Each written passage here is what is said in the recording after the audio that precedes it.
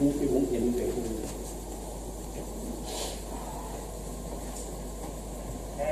ไม่พอครับสี่สามสอง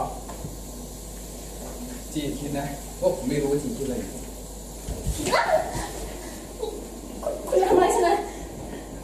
ทำไมคุณคิดผมจะทำอะไร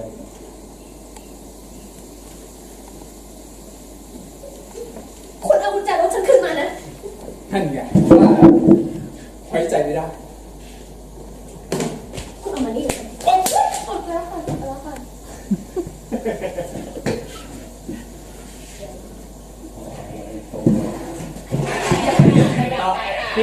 พี่หมักขยับขึ้นมาใหม่แล้วพี่ย่าขยับตามไปใหม่